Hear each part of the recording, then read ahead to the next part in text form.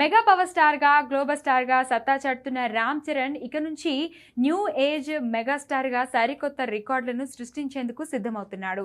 పెద్ది తర్వాత సుకుమార్తో భారీ ప్రాజెక్టు చేయబోతున్నాడు చెర్రీ. గతంలో రామ్ చరణ్తో రంగస్థలం వంటి ఇండస్ట్రీ హిట్తో పాటు బాక్స్ ఆఫీస్ని షేక్ చేసిన సుకుమార్ ఇప్పుడు అంతకు మించి అనేలా ప్లాన్ చేస్తున్నాడు. దీంతో RC-17 అనౌన్స్మెంట్ నుంచి భారీ హైప్ క్రియేట్ అయింది.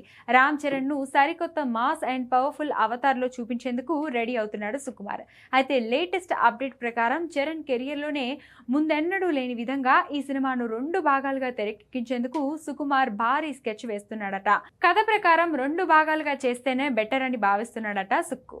ఒకవేళ ఇదే నిజమైతే చరణ్ సినీ ప్రస్థానంలో మొట్టమొదటి 2 పార్ట్స్ ఫిలిం ఇదే కానుంది. అయితే కేవలం కథ పరంగానే కాకుండా ఇండియన్ సినిమాలోనే భారీ స్టార్ కాస్టింగ్ ఈ సినిమాలో భాగం కానున్నట్లు సమాచారం.